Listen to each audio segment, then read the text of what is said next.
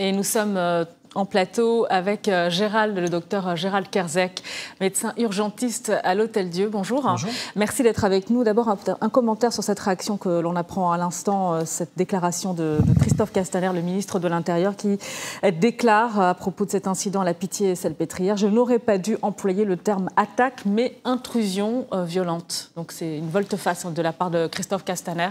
Enfin, moi, je ne fais pas de politique. C'est ça que j'ai appelé à la prudence hier matin, parce que je ne croyais pas à l'attaque, attaquer un hôpital, et puis surtout les informations qu'on avait. Donc très rapidement, moi j'ai dit prudence, attaque ou intrusion, ou tout simplement refuge. Est-ce que les manifestants ne sont pas allés se réfugier?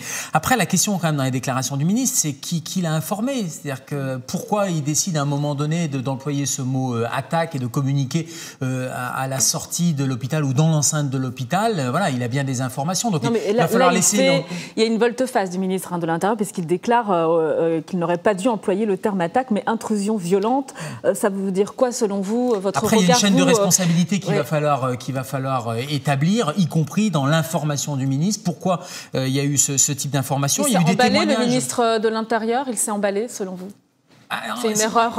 Encore une fois, c'est pas mon rôle de dire s'il s'est emballé ou pas. Moi, ce que j'ai dit hier, c'est il n'y a pas d'attaque. D'après les collègues qui sont sur place, il n'y a pas d'attaque, mais il y a simplement des gens qui se sont réfugiés dans l'hôpital. Or, hôpital, c'est hospital, c'est hospitalité, c'est refuge. Et quand je regarde les images du portail, vous savez, qui a cédé, on a tous vu ces images tourner un peu en boucle, avec les gens qui sont nassés devant le boulevard de l'hôpital et qui sont comprimés devant ce portail. Je vais même plus loin. Je dis heureusement que le portail a lâché ou a été ouvert et qu'ils ont pu rentrer et pénétrer. C'est ça le mot intrusion. Ils ont pénétré à l'intérieur de l'hôpital.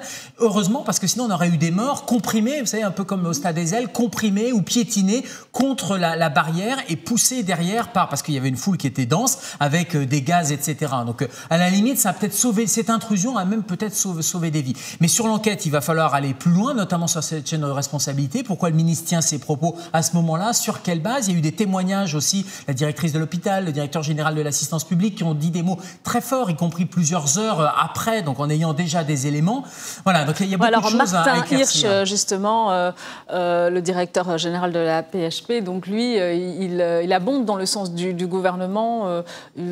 Comment vous interprétez il va falloir avoir la chronologie. C'est qui a commencé, qui a donné les informations, on voit bien aussi, sans faire politique, mais on voit bien que politiquement, à un hôpital, il y a une charge émotionnelle, sociale, médiatique qui est extrêmement sensible, et que l'attaque d'un hôpital, évidemment, ça aurait décrédibilisé tous les gens qui auraient attaqué l'hôpital. Comment on peut attaquer un hôpital? Donc qui ça arrangeait? Alors politiquement, on voit bien en termes de communication.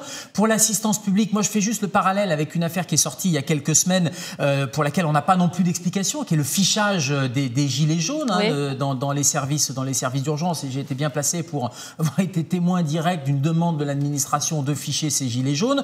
Donc on voit bien qu'avec cette affaire de la justement sur le fichage des gilets jaunes? C'est l'administration qui demande de ficher les gilets jaunes, c'est-à-dire de faire un fichier parallèle au dossier médical. Il y a le dossier médical qui est confidentiel, il y a le secret médical, il y a les données qui sont remontées à l'assurance maladie pour des raisons de facturation. Et là, on m'a demandé un jour de garde d'établir un fichier parallèle de patients qui sont dans les manifestations, dans les violences urbaines et qui sont gilets jaunes. Et on m'a posé la question clairement, comme tous les samedis apparemment, moi je prenais des gardes les dimanches et les jours de semaine. Et le 13 avril, j'étais de garde un samedi, on m'a demandé de rentrer ce fichier, qui est un fichier initialement destiné aux victimes d'attentats. Donc vous voyez bien, on n'est pas du tout dans un attentat. C'est un fichier qui doit informer les victimes. Là, il n'y avait pas d'information des victimes. Donc là, il y a toute une affaire dans laquelle... Et ces gilets jaunes que vous avez soignés, donc qui font l'objet d'un fichage, ce sont des gilets jaunes qui sont victimes justement de violences au sein des manifestations. Parce qu'elles sont dans les violences urbaines, et on me demande de créer un fichier parallèle. Donc moi, je l'ai dénoncé. On voit qu'il y a eu une communication de la PHP pas très claire là non plus. C'est-à-dire qu'on voit bien que ça a été « Ah ben non, il n'y a pas de fichier nominatif ». Et puis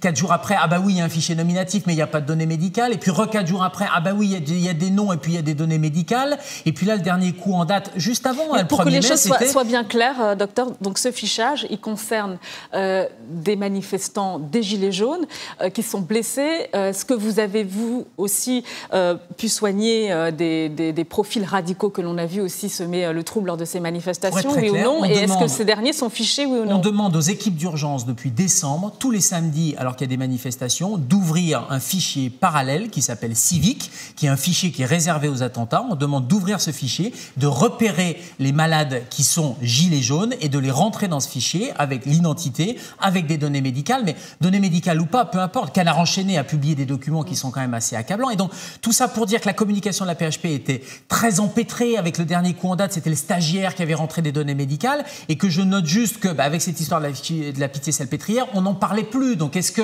voilà, il y a une concomitance d'événements et je ne voudrais pas que ce problème de fichage soit passé un peu aux oubliettes aussi avec cette affaire de la Pitié-Salpêtrière. Après, il n'y a pas forcément de lien entre les deux, mais en termes de communication, il y a des choses gravissimes qui sont en train de se passer, de violation du secret professionnel. Et il faut là aussi faire Alors, violation du secret professionnel et puis cette nouvelle affaire en fait, qui s'ajoute avec cette volte-face de Christophe Castaner, les conséquences justement, les suites de ces polémiques. On voit bien qu'il y a un problème de transparence quand même. On voit bien qu'il y a un problème de qui dit la vérité à un moment donné. Il y a les gens de terrain qui disent des choses et puis on voit qu'il y a une communication institutionnelle en particulier qui est un petit peu différente. Donc il faut que voilà, les responsabilités soient établies. Encore une fois, moi je ne fais pas de politique et je ne veux pas jeter la pierre au ministre. Le ministre, voilà, il fait une communication à l'instant T, le mercredi 1er mai, à je ne sais pas quelle heure, 20h, 21h. Sans faire de politique au niveau du corps médical que vous représentez, vous estimez-vous que ces polémiques sont d'une extrême gravité? Non, mais je vais vous dire, moi ça me gêne quand vous avez des soignants qui vous disent, des soignants, des infirmiers, des internes qui vous disent voilà ce qui se passe, ou des gens qui sont, encore un collègue psychiatre qui était dans l'enceinte de la Pitié-Salpêtrière qui me décrivait la situation, ou même des gens qui sont dans les manifestations qui décrivaient la situation, et que le discours qu'on a en face n'est pas le même discours. C'est-à-dire qu'à un moment donné, il y a quand même une nécessité de transparence, et on voit bien que là, c'était vraiment pas le cas. C'est-à-dire qu'il y avait complètement deux discours. Il y avait un discours qui était un peu préfabriqué, c'est pour ça que moi j'appelais dès hier matin 7h à la plus grande prudence, en particulier là sur LCI, où je disais il faut être prudent, attaque, rien n'est confirmé, et surtout on a beaucoup de sources concordantes et de vidéos qui commencent à dire qu'il n'y avait pas du tout de panique. Ce que dit le jeune interne qui était de garde, il n'y a pas de panique, les gilets jaunes venaient se réfugier parce que c'était une foule paniquée, on était plus face à un mouvement de foule. Et je rappelle juste qu'un hôpital et des soignants, c'est fait pour soigner, quel que soit, et on soigne beaucoup de forces de l'ordre aussi, quelle que soit l'appartenance politique, raciale ou autre, on soigne les gens. Et cet épisode, malheureusement, montre qu'entre la réalité du terrain et du soin et un discours en particulier administratif ou managérial ou institutionnel, c'est un peu blanc-noir et qu'on a des oppositions et que ça, c'est pas tout à fait acceptable. Merci beaucoup, Dr Gérald Kherzog. Je rappelle que vous êtes médecin urgentiste à l'Hôtel Dieu.